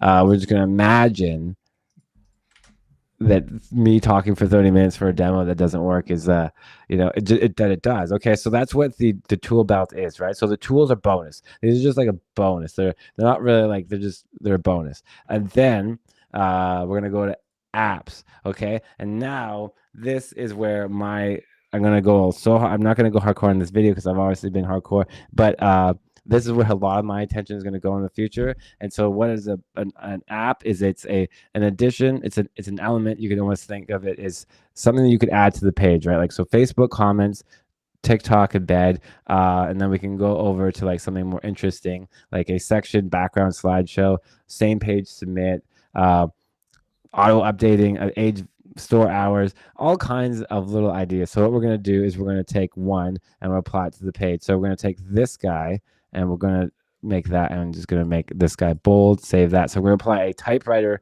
effect to this headline. So we're going to go and it's right there, but we could just search typewriter. Okay. So we open them up and they all have a summary and setup instructions, and then the difficulty and what I think, if it's difficult or not, and then the footer, and then a little thing about how to edit if you want to, and then screenshots and a video. Hopefully, I try to make a video for every single one, but now we have this concept. This is the concept on how to apply editor apps to your ClickFunnels page. For this one, it's going to say, hey, select a text element. So we're going to do that. I'm going to find the element that we want, and it's going to have this like thing that I'm injecting on top that says select this headline. Okay, now that we have that headline, it's that ID. You can give it an ID, but you can just assume that that's the class that it's going. And now the words that we want it to go through, the best way to do is have the first word that's already there, so that, and then like wonderful, and then whatever, and then the amount of speed, the delete, and then whatever, and we want to apply it to the bold tag, and then it all goes well, it's going to install that code onto the page, and then it's going to reload the page, and everyone's is going to get a little every app gets a little piece of text at the end that says preview it to what to do next, because I was like, hey, you did that, you click close, now what? It's like, you test it out, make sure that it worked. Now we've gotten the writing typewriter effect on the page. And what that did is it added the code to your footer here, so that it wrote the code, so you can see Barnum app, typewriter effect, it turns any things, and then how to edit. So I tried to write all the code in the same way, so that every piece of code that gets injected onto the page is like, so you could almost edit it from here if you really wanted to, but like, it's hard to do. I mean, it's code. And then say it didn't work, and you're like, I don't know, did it not work because Barnum didn't work, or is it didn't work for a different reason? Because it could also not work for a different reason. So I added a scan button. So what it's going to do is it's going to scan the code on the page, and it found out that, hey, you have a typewriter effect on the page. So you can either edit it, which is editing. It's like a lie. It's like, hey, go to ChatGPT, because due to the complex nature of this, like, I can't really pull that back into the system, because you could change it at any point, and so, but you can delete it, and you can copy the code to give it to ChatGPT. So like, if you wanted to go from this moment forward and be like, it needs to do something else, I would recommend copying that code, giving it to ChatGPT, asking it for it, blah blah blah. There is a way that Barnum can help you do that, which I'll show you. But this is scanning the apps is mostly just to see if you have duplicates, something on the page that it didn't work out for you, and you just want to change it, right? Okay, so there's apps like that where it could put code on your page, but the code exists in your footer. Whereas then there's the opposite of that. Well, I don't know if it's the opposite, but there's a different way of where you put something on the page where you want it to be, and we do that through the custom HTML thing. So for instance, like TikTok, it's like, okay, you could go to a TikTok page right now and copy the embed code, which is easy to do. Let's just grab that. We're going to select that, and we're going to select the code that we want. So now that it knows that this is where it's going to inject the code to, let me see if I just have a URL. Do I have a TikTok? Dang it. Let me see. TikTok. Dang it, I don't. But so I was just going to demo that. That would stick. We'll do a different one that doesn't require an embed code. It's the same idea. Intense ones, cloudinary. There's some really intense ones. And then there's simpler ones. What's that weather one? What's that weather one? Yeah, it's crap, but yeah. Well, no, okay. Let's do it. It's a bad design. It's just a bad design. Here's a better one. So before and after slider. Okay, so this one's more relevant and like it's useful. Whereas the weather one, it's emojis and it's not that useful. But okay. So we're gonna want a before and after slider, and a before and after slider is some setup, blah blah blah blah. I know I'm like really hard to like understand, but what is it? That's what a before and after slider is. It's like before after slide between the two things. So you install this, and we want to install it where we want it, right? So we click select element, we click here. Alternatively, you could just put your ID here, click update, put it in there, but like that was the first way I did it, and like every single time I'd have to tell them to put in an ID. That's ridiculous. Okay, so now we did that. That's a little bit magical, which is a little bit fun. And now we need the before image and the after image. And then when I click on this image, I kind of already showed this off, but it's grabbing the images from your library. How it's doing that is a little sneaky on my part, but it works and it's amazing. So when I figured out that, I was like so happy. So what we're gonna need is we're gonna need two images that are the same width and height. So I think that's gonna be the same width and height. So we're gonna need the after image. Nope, not the same width. So we're gonna get rid of that. It doesn't have to be, but for the okay, it doesn't have to be. You know what we're gonna do? Just because I'm a little bit worried that like something's gonna go awry, so we're gonna use the same image for before and after. Guess what? It's the same lady.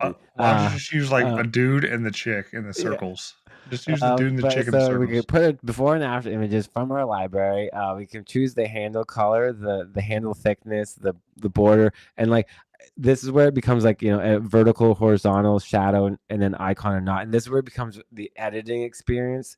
It's like there's a disconnect, and like there's nothing I can really do about it. And like I would love if it was better, but like ideally you'd want to know what is the shadow going to look like. What is this going to look like? Well, unfortunately, we just kind of have to like learn, like we have to feel it out. Okay, so what that means, we have to put it on the page. So we got that. Everything should be good. We're going to install this onto the page, and then it's going to. It reads the page, reloads the page, it injected the code into our custom box. It lost connection there and then had to reconnect, and then that's why it took a second. And now that it says, hey, awesome, you can now display the before and after of any two images. To make changes, please check the code and edit the options, misconfiguration, blah, blah, blah. We put this down. I like to just go and preview the page to see if it even worked. So we have we have the bar, but obviously we can't tell that it's working, but we do know it's working because it's there. Okay. Yeah. So and then we can click on here, and then we can open up the code, and then we're like before, we're gonna have like the comment, and it's all structured in the same way. But then from here is where you'd be like, okay, actually, I do want it to be black. Like this is more hardcore, and I do get that, but so. If you want to make quick little updates in the code, but now you're a coder, and that's kind of lame. Who wants to be a coder when they grow up? Nobody. So now I've turned it to a border that's black and made it horizontal, right? Vertical. So now I'm not going to do it, but you can. So you can, if it's the codes inside your footer here, which gets a bit more difficult, especially if you have a ton of code to like get to the first and the end of it. But you can copy this, give it to ChatGPT, ask it to do whatever the heck you want to it, and then paste it back. You can, if it's inside of a custom JavaScript thing, click here and ask BarnumPT for the code. It can read what's in there, and you can say, hey, make my slider, don't change, like you might have to say, don't drastically change it, but only update this or this, and it should do a good job. Also, if you're feeling spicy, you could just do your own and say from blank, make me a before after slider, and then it's going to try, and then you're going to preview it, and then you're going to come back to it, and then you're like vibe coding at that point, and then you're going to click here and be like, it didn't work, it like do this, do that, make my screen blurry. So I'm spotting so many issues, but I love it because it just gives me something to do. So bar maps, that's the concept of it.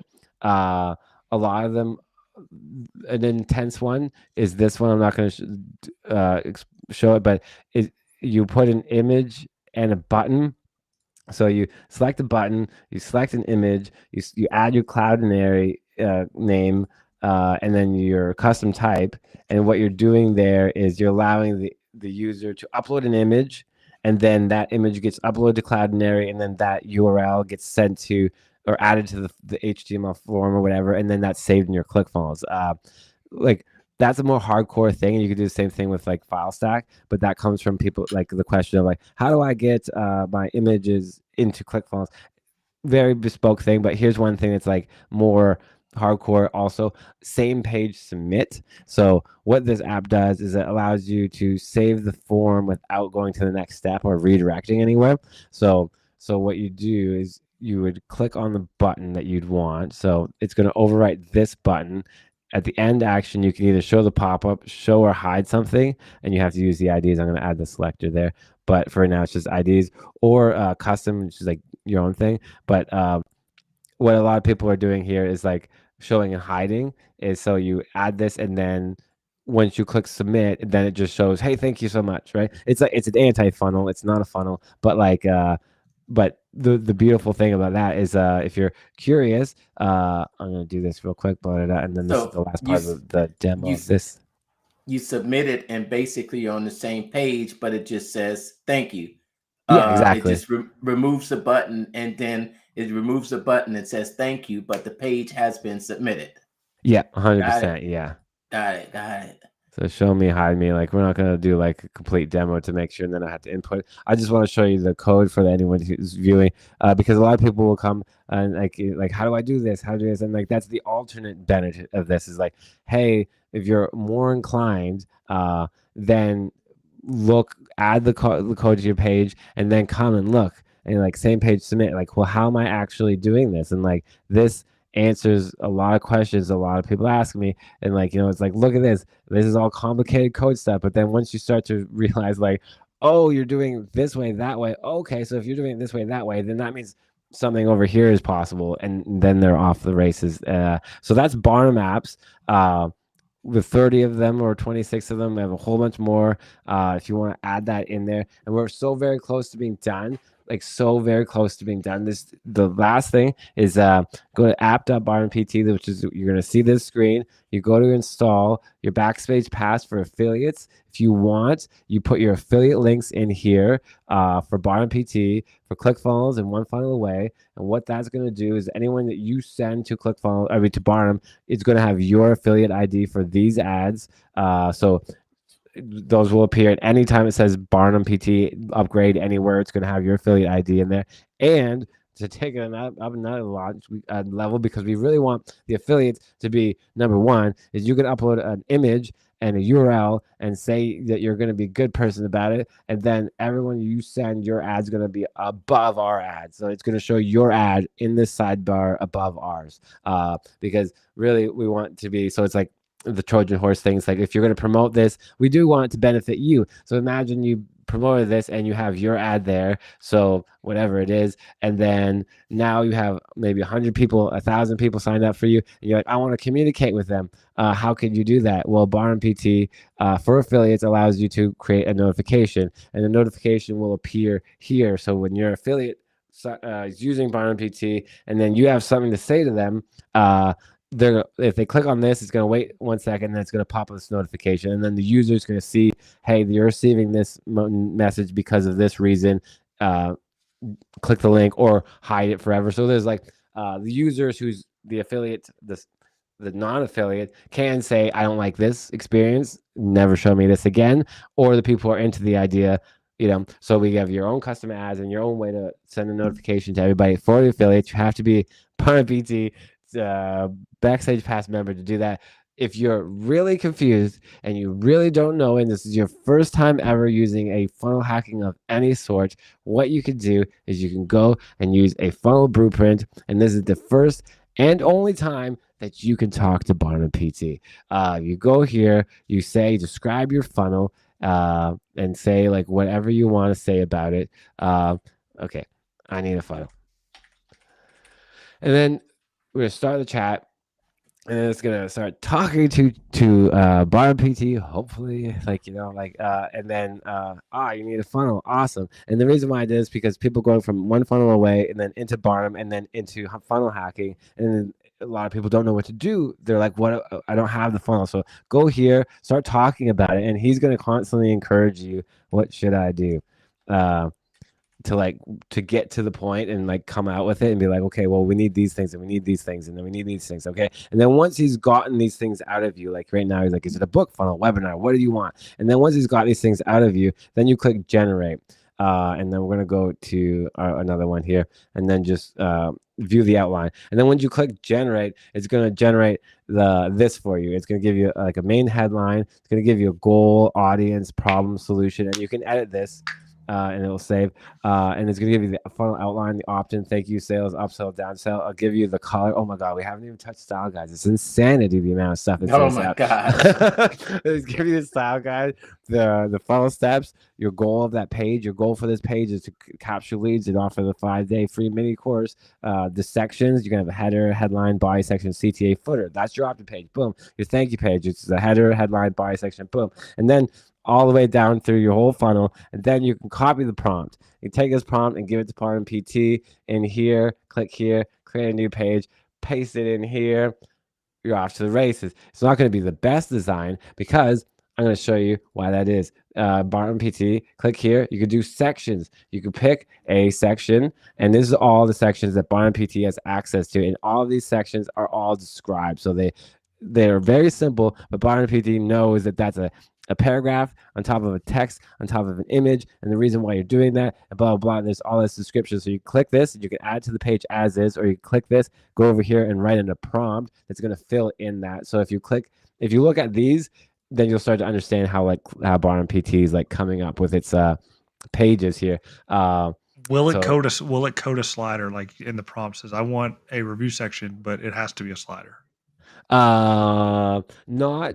You can't. You'd have to do this. Like you'd have to add one of these things and then specifically ask it for the code. But in every other instance, it does not is not going to write code for you. That's very like nuanced thing to like know. That's all I want, man. I've been asking for a slider forever, and they make the notes. They make the notes that they'll put it down, and I know Dan Havey does all the sliders. Yeah, he's got his slider pack.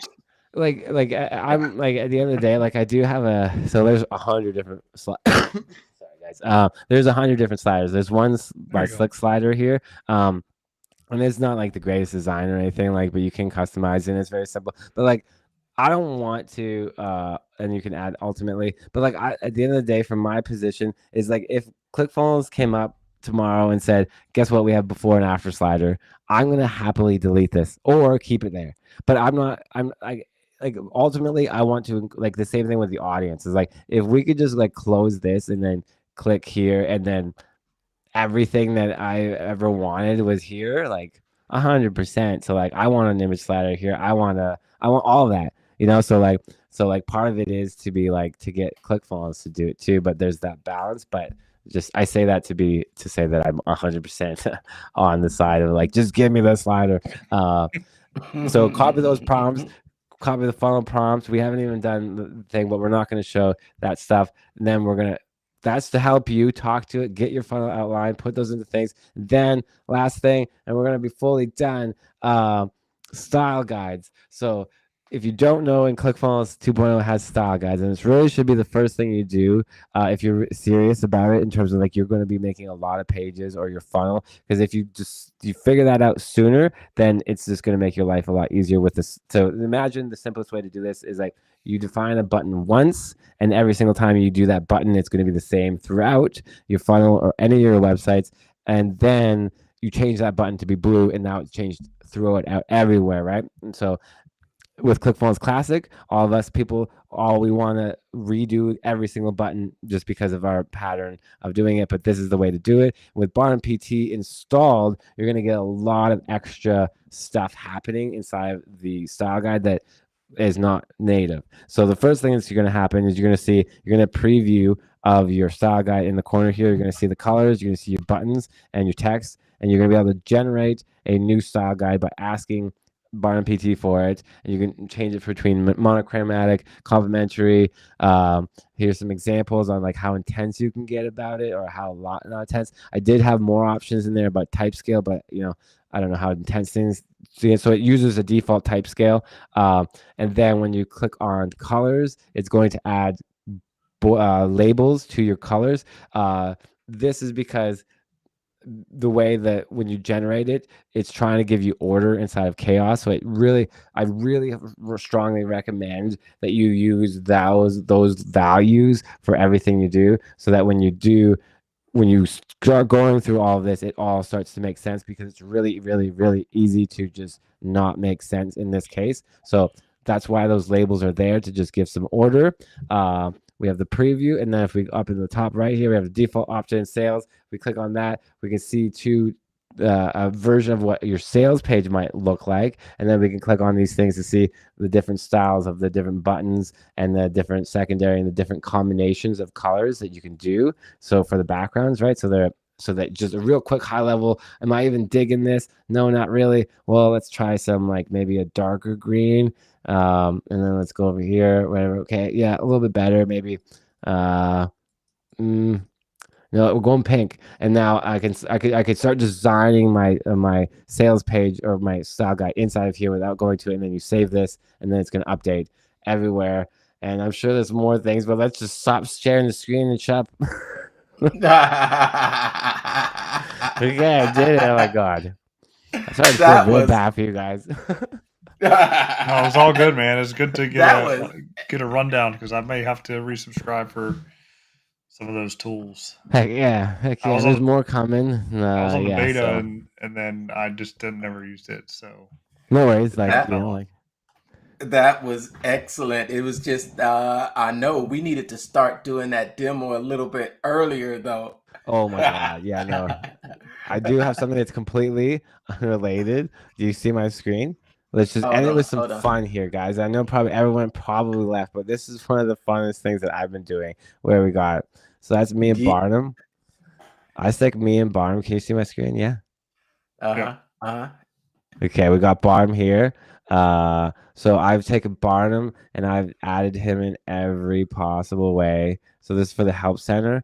And how I'm doing that is I'm using Sora, and I'm adding my character in there, and then the prompt, and I'm using this for the help center for all the help articles that I'm writing, to try and like explain the concepts. And I love it. So like, if you're not using Sora, like, it is unreal. Like I have to constantly, I forget to do it, but I have to tell him like, hey, make him do something else with his hat, because he's always doing that with his hat. But so he's got no hat over here. This is awesome. I love this. Is you take the BarnumPT character, you take photos, and you ask it to make, and then you get Barnum. You become. If anyone wants to become Barnum, just send me a photo, and I'll make that happen for you, because it is so awesome. This is insane. This is true. I didn't think this was going to work, but it actually works. So I took the character, a button, and then the background thing, and I said, okay, put these all together, and I want it to be a graphic that's the footer graphic, and it did everything.